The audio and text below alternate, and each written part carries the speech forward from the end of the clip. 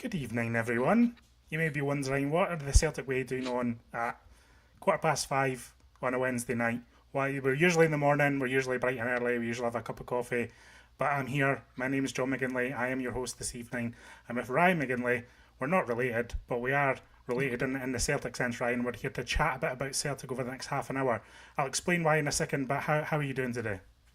Things are good, yeah. It's been another quite exciting day in the world of Celtic. We've had Luke McCowan speaking. We've had the manager nominated for more awards. It's been a good day. We've been kept busy for sure. You can't really complain about those days. You prefer it when it's busier than when it's quiet. So yeah, it's been pretty good.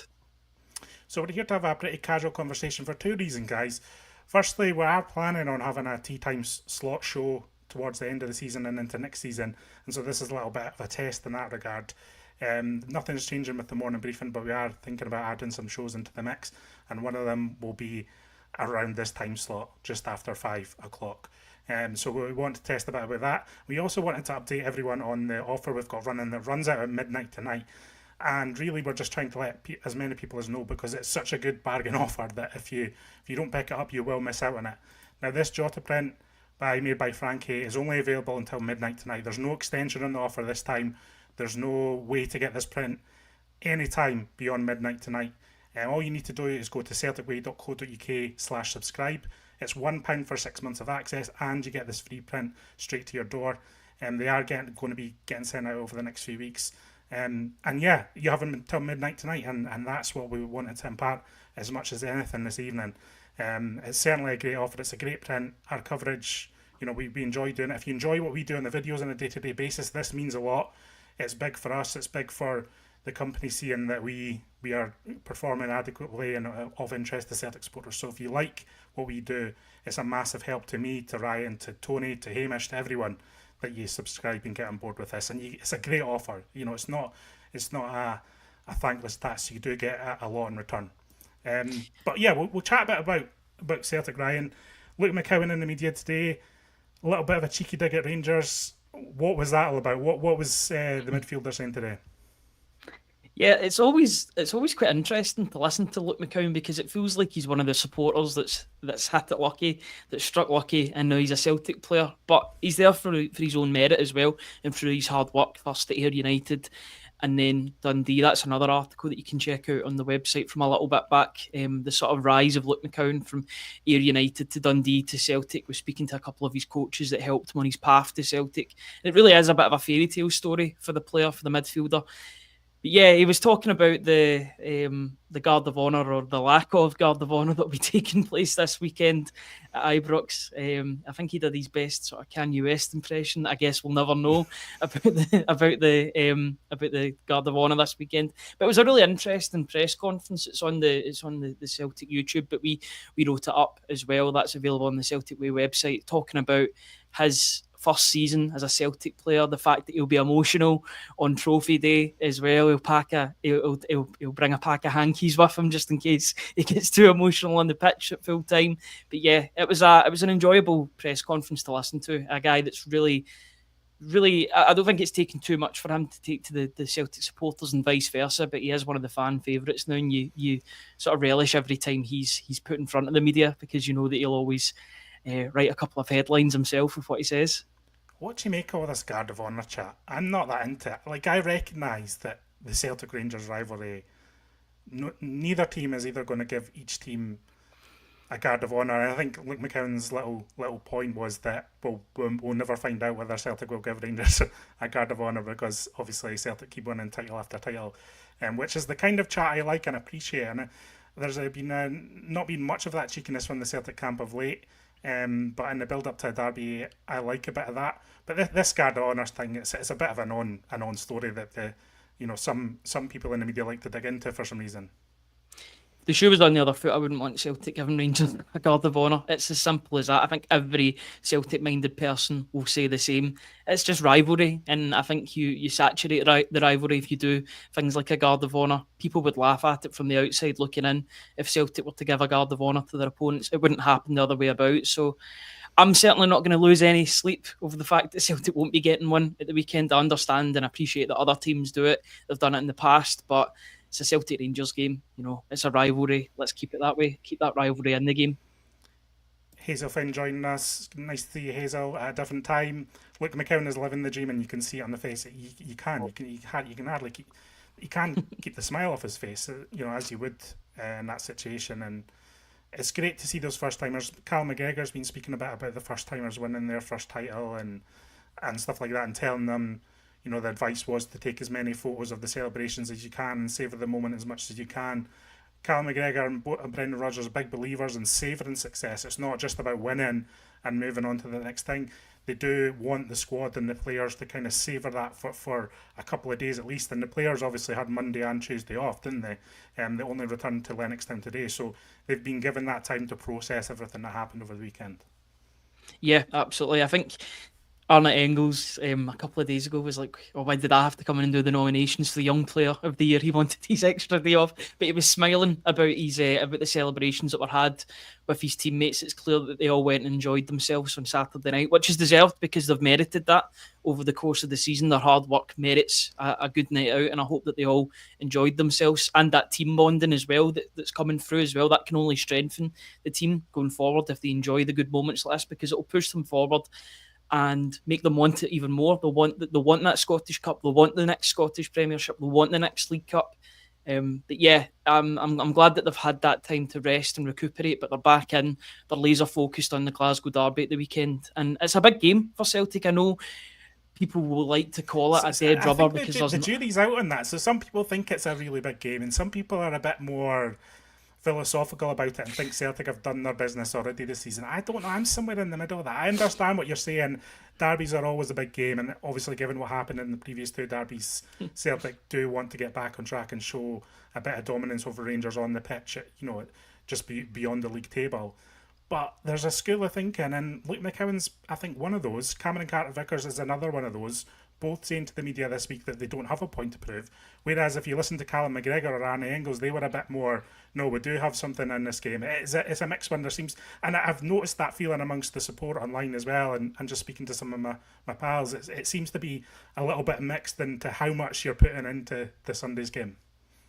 Yeah, I mean, I was speaking to my dad about the game, and he was saying it's a big game for Celtic because they've lost the past two Glasgow derbies. That's got to sting. That I think if they hadn't have lost the past two games, if maybe they'd won one and drawn the other one, then there wouldn't be as much focus going into this, the final Glasgow derby of the season. But the fact is, it's two each when it comes to Glasgow derbies this season. Celtic have won one game at home and one game at neutral ground, being the League Cup final against Rangers at Hampden, and in the two games at Ibrox, or the game at Ibrox and the game at Celtic Park, Rangers have won. So it's two each for me, and I think it's a big game for Celtic in terms of mentality, in terms of, yes, you're always going to have that bragging rights going into next season, the last one of the summer, the last one before the summer. It's the one that you'll be talking about for a few months if it goes for you. But I think it's a big one for Celtic just to maintain that dominance and maintain the mentality that Celtic are the dominant team in Scotland, and they can do that by going to Ibrox and getting a win, hopefully a comfortable win as well. I just look at the way the two teams are going into this game. Rangers are dropping a lot of points. So Celtic have dropped points in recent weeks. The game against St Johnstone was the big one against Rangers at Celtic Park 2. But it's not as if Rangers since then. Celtic have been on fire since then. 15 you look at the goals two in 3 games. Yeah. You look at the two teams, the way that they're both going into this game. Your money would be on Celtic to go out and put in a convincing victory, but we know that these games have a bit of a life of their own. If Celtic turn up and play the way that we know that they can play, then I think there'll be only one winner on the day. But they need to have the right mindset and the right mentality going into it. If they do, then I don't foresee any problems for them on the day. But they've got to have their minds right for it. Amusing comment here from Plunge McNugget. It's only a dead rubber where we lose. And that will be the case on the Monday, whatever happens. If Celtic lose, there'll be a lot of Celtic fans saying, it was a dead rubber anyway. If Rangers lose, they'll be saying, it didn't mean anything anyway. That is the nature of this rivalry. I think everyone by the weekend will be feeling like Celtic want to do a bit of damage on Rangers. And I got that sense from Callum McGregor, and I think Brendan Rodgers will be the same. Callum McGregor knows what this means and the perception of what the match means in the context of the entire season, even though Celtic are champions, and he's no stranger to everything that's said and all the noise around it from both, not just the media, but from both sets of supporters as well. So I think they're up for this one. I'm sensing confidence in the camp, but I did say that before the game at Celtic Park as well, and that went horribly wrong. So you just hope that Celtic have their house in order this week and are preparing adequately. The couple of days off will have done them good, and it'll be full focus from today at Lennoxtown onwards on combat and whatever team Barry Ferguson puts out, which I don't know, seems to have been a bit random at times in terms of the formation or the team selection. So you don't quite know what you're going to get from them. But they'll be up for the physical battle at least, and that's something we know Celtic will have to match them on. Yeah, it's a derby at the end of the day, regardless of what form both teams are coming in with. The game, as I said previously, takes on a life of its own, and it's all about those bragging rights. We don't know what team Barry Ferguson is going to name. Is he going to name some youngsters in the team and throw them in at the deep end? Is he going to bring in some of the players that, in some ways he kind of threw under the bus after the last game against St Mirren? It's an interesting mentality for Rangers going into this to see how they perform against Celtic. But for Celtic, their job is simple. They've lost the past two games. Go and put it right. Go and put a rubber stamp or a big stamp at the end of the season in terms of the derbies. Have that positive narrative come right through, and that'll set them in good stead for the rest of the season going into that Scottish Cup final against Aberdeen. I think if they get a resounding win or a good win, comfortable win, then it really does set up that Scottish Cup final well, and everybody will be in a great mindset going into it. Yeah, I mean, all roads lead to that Scottish Cup final for me. I have to say, that's what the entire focus needs to be on. And another interesting bit of news today: Brendan Rodgers nominated for Manager of the Year award by PFA Scotland, which is voted on by the managers. Now, I believe, Brian, that they've already voted on that. So, I think one of the nominees is Falkirk Straw McGlynn. Falkirk haven't quite been promoted yet, but I don't think that's going to have a bearing on the outcome. It's one of those curiosities that a lot of the voting is done on this in earlier than when you might make final calls on who should win the awards. But it's Falkirk Straw McGlynn, Hibs David Gray, and Brendan Rodgers of Celtic. I think obviously us of Celtic mindedness would suggest that Rodgers deserves that. But how do you see that going? Do you think John McGlynn will get the nod for what he's done with Falkirk? I actually think that David Gray might win it, funnily enough, okay. as well. Despite, and John McGlynn has done a tremendous job at Falkirk. He still needs to get over that finish line. You can do that on Friday against Hamilton, I believe. I'll certainly be tuning into that and seeing what happens, especially if there's a bit of drama on the final day. I know that Hamilton have still got a couple of things to sort out with regard to the points deduction as well. They'll hear about that. I think it's tomorrow ahead of that game, so it's going to be a very... the eve of the game, and it's got such a bearing on the outcome of the league at both ends of the table, because obviously if Hamilton lose that appeal, then they're not going to be as motivated on Friday night. But obviously Falkirk are obviously needing to book their place as well, so it's an interesting week. It's one of those things that only Scottish football throws up, isn't it? Yeah, and the Championship, I think, for the past decade has been so exciting with all the different storylines coming from it. You had Rangers, Hibs and Hearts in there at one season. Even this season, the amount of teams that have been challenging Scott Brown's Ayr United before falling away. You get Livingston and David Martindale. John McGlynn's promoted Falkirk side, looking to get 2 promotions on the trot. See, it's one of those ones that you kind of wish it was getting announced at the end of the season once all the storylines have been settled, and then you can vote on that, understand why it's done before, and it's midway through the season. I think it all depends on when this vote was actually took place, because after that Hibs game, the Celtic Hibs game where David Gray's Hibs beat Celtic, there was a bit of controversy surrounding the equaliser that never was from Celtic, but they did get that that win at Easter Road.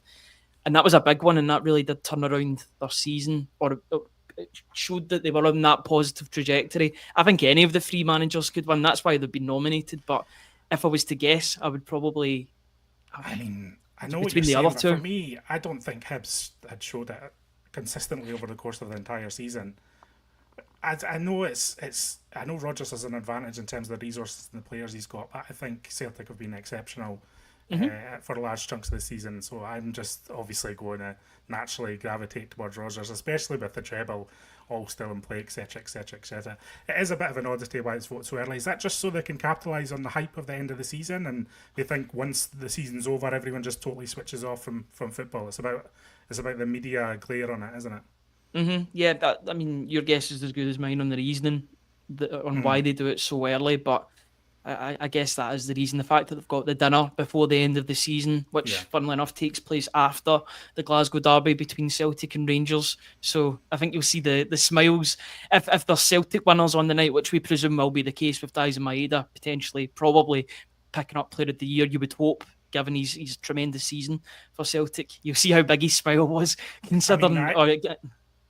yeah, I think I was saying back in January, Daizen Maeda has to win all the awards this year. And I know Kuhn had an electric first half of the season, but even then, by that point, I think Daizen Maeda was just in my heart for all the awards, all the gold, Absolutely. hand him everything, every award. Give him Manager of the Year as well, why not? Yeah, I give him absolutely everything because he's been such a tremendous player for Celtic this season. I've really enjoyed the sort of mystique of Maeda growing bigger and bigger as the seasons went on. People talking about his haircuts as well, his hairstyles going into games. He's just that sort of player. You know, since Kyogo left the club, I feel like, and I did tweet about this a couple of weeks ago, it felt like Celtic lost one of their poster boys for the team. And Maeda's has taken up that mantle quite nicely. Jota too, and it's a shame about his injury, and we don't know how long he'll be out for. He's another poster boy, but I feel like Daizen Maeda's really taken on that mantle of being the poster boy for Celtic and the young fans going to the games. Everybody knows the chant. You know, it's quite an easy one to remember, seeing as it's only one word. It's the timing you need to get rather than the actual words. But yeah, I just think the mystique of Maeda has been a joy to watch this season, coupled with how good he's been on the pitch as well, and the character that he cuts outside of games as well. You know, the one word answer, the 2 word answers, the tweets, the social media posts as well. Just everything to do with him fascinates me, and long may it continue because he's doing the business on the park as well. Yeah, absolutely. I mean, I've always been a fan of Daizen Maeda. Sometimes felt, the perception of his play, and he was quite erratic in terms of his first touch at points in his Celtic career and his finishing. But that popularity sometimes didn't back itself up on the pitch. As much as everyone's always appreciated his endeavour and what he's done off the ball, this year he just seems to have tied everything together. Something's clicked with him and the team. Something's clicked with him and Rodgers, and it's just all moved in such a satisfying direction that he's not only a cult hero off the pitch now, but he's just so popular on the pitch and the way he goes about the game, and so effective as well. Just so effective, even at the elite level in the Champions League. I thought he was superb, and I just think, yeah, everything, all the plaudits coming Daizen Maeda's way are so deserved, and I hope that he can just keep scoring in this end of the season and go towards that golden 40 mark, which is really considered. Obviously Henrik Larsson went beyond that, well beyond that, but for most Celtic striker, that's the ultimate benchmark to get to 40 goals, and it's been done so rarely. And I would love to see him hit that because I would be so deserved for everything he's put into the season.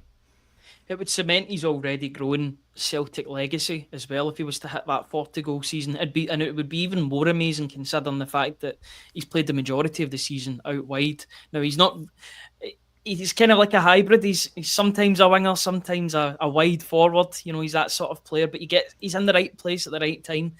And everybody talked about his defensive work, and that still gets spoke about. But now people are talking about his offensive skills too, how many goals he's getting. Remember a goal in particular that he scored against Hearts. Now there was people around me celebrating before the ball even hit the back of the net. These are uncharted waters for Daizen Maeda. This is the guy that you could say maybe a season, 2 seasons ago could have missed it from a couple of yards out. Now people are confident that he's going to hit the back of the net whenever he plays, wherever he plays, whether it's through the middle or out wide on the left or on the right. And on occasion, people expect Daizen Maeda to either get a goal or an assist in a game. It's quite simple. If he's fit, he plays games. There is a space made for him in the team, and that just signifies his importance to Brendan Rodgers' side.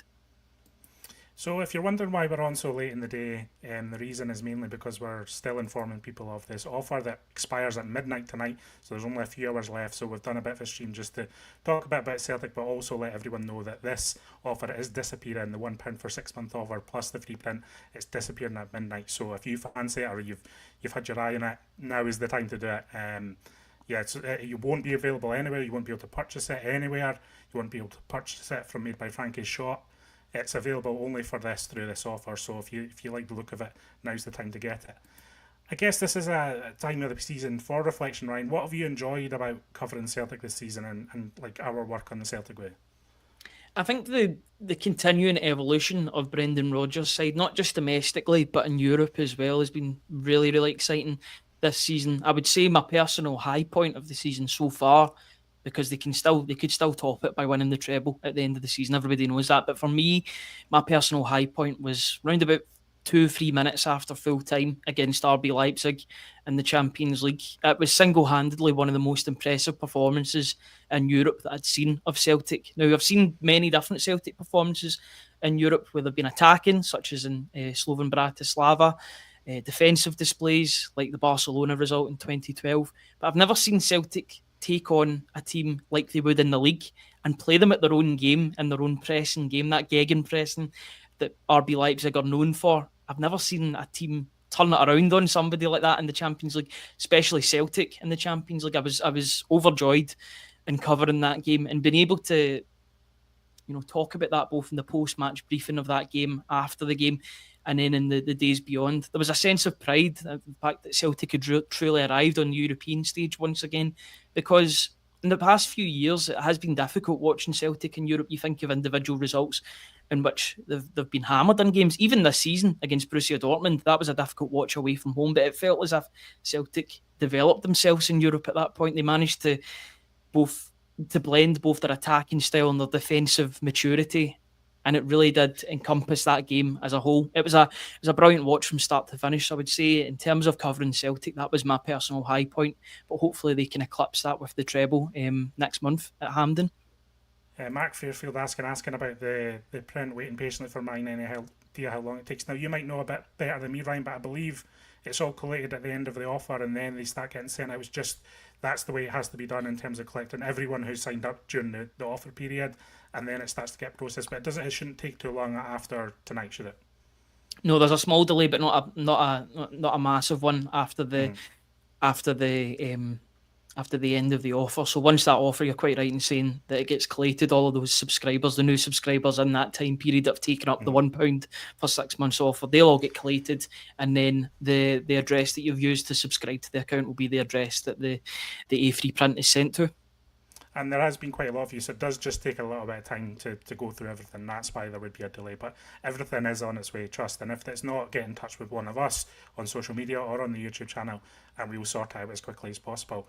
I think for me, obviously, I'm a bit of a newcomer to the Celtic way. I came in halfway through the season.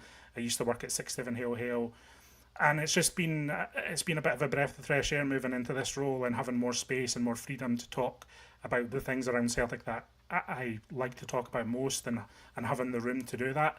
It's rare in the modern media world that you'd have that room as someone who covers football or covers any topic really.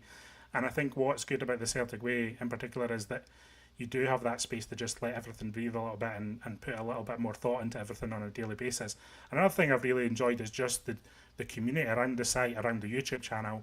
Every morning there's people in the chat chatting away about all the big topics, chatting about what we are talking about, and there does feel like a real sense of community around the morning briefings, in particular on YouTube, that is quite rewarding. And for me, I've always grown up as Celtic as a shared experience. I've never been one to support Celtic in isolation. Growing up, it was always about my uncles and my dad and my brother. It was always a shared experience. It was never done in isolation. So to have this kind of shared experience moving forward into this role, whereas my last role it had become a bit isolated.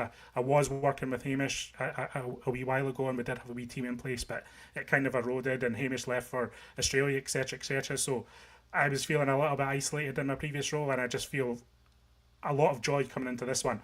And it has to be said, if you like what we do, if you like what I do, if you like what Ryan does, your subscriptions are really, really important to what we do, and kind of justifying this project moving forward. And I can't emphasise that enough. And yeah, so if you want us to keep doing what we're doing, it's definitely worth considering. But yeah, I would just say the sense of community has been a big thing for me, to be honest. Yeah, the subscribers are the lifeblood of this this project that we're continuing to grow and expand year on year. We can't continue to do what we do without the help of you guys subscribing to the website. And this is the best possible offer. £1 for 6 months. That'll be you sorted all through the summer into the autumn and winter months. That'll be you sorted for the website. So you'll get those transfer exclusives that will come your way through the summer. You'll get pre-season, all the pre-season content that we'll have coming through. Big interviews to come as well. Quite a few of them in the pipeline, or trying to get the best, the most interesting interviews. Even today, we've got an interview with Odin Thiago Holm, who's out on loan at LAFC, which was an insightful read, and a guy that still harbours hope for a Celtic future when he comes back from his loan period at LAFC. Really interesting piece from Tony. That's available on the website. The only way to read that and view that is by subscribing to us and really supporting us through the £1 for 6 months offer, which ends at midnight tonight. Yeah, and we always talk about new subscribers, but we greatly appreciate all the current subscribers that we have as well. Absolutely. We're always talking about new subscribers and new people signing up, but the people who are already subscribed are the people who are supporting us on a day-to-day basis, and that shouldn't be forgotten. Maybe we don't speak about those people enough, but a true thanks to all of you who are currently subscribing as well. We do have some giveaways that are available to all subscribers coming up in the future, and we'll look forward to sharing that with you next month. But yeah, thanks to everyone who is supporting us and who is considering supporting us, and anyone who signs up tonight I would say would be massively appreciated. I'm just going to throw up the graphic one more time. You just go to celticway.co.uk/subscribe. If you sign up to the £1, you will be automatically included in this. If you enter your address details, this print will arrive at your door by Made by Frank. And as I say, the print is not available after midnight tonight. Any last thoughts on the build up to kind of Ibrox and all of that this weekend, Ryan, before we head off this evening? As always, before a Glasgow derby, it always feels like the calm before the storm. And even though the storm's a little bit smaller, given the way it is and the way that as the end of the season, we're wrapping up the season, there still is a storm coming, and I'm hoping that it's a storm full of revenge for Celtic. You know, they've lost those past two Glasgow derbies. You're using the revenge word, Ryan. Well, do you know, some of the Celtic players have been talking about, Arne Engels, I believe, used the word revenge. He wants revenge for what happened. You know, he's hungry to have a positive Ibrox experience, considering the last time he was there, he didn't have a positive one coming off the bench, you know, and obviously some unsavoury events happened towards the end of the game. So he wants a better experience at Ibrox. I'm sure the rest of the team do as well. So hopefully they can go and do that. We'll be hearing from the manager in the next couple of days as well. I'm sure he'll be hammering at home to his squad that failure's not really an option here. They need to go out and win the game and really change the narrative, because it is a largely positive one at the moment, but it can be even more positive if they go and get that one at Ibrox against Barry Ferguson's Rangers. I feel like at Tannadice there was like an early summer celebration. There's certainly an air of that around Celtic of late, even before Tannadice, to be honest, just in the way that Celtic were going about their business. And I just want that to continue, because that is the feeling that gives us all joy on a daily basis. Hazel asking if any of us is going to the match. Yeah, Tony will be in the press box at Ibrox covering that match, so we will have full coverage of that over the weekend, and we will have you sorted with everything on the website, on the channel. As always, we'll be back tomorrow with the morning brief, and this isn't a replacement of that. We're just trying out a wee evening stream tonight. Thanks for joining us in the live chat. Thanks for joining us below in the comments. Thanks for joining me, Ryan, and putting up with me for half an hour just before you get your dinner. That's appreciated too. Thank you, and thanks for joining me, John, as well. Okay, thanks everyone, and we'll see you tomorrow morning. Cheers, goodbye. Cheers.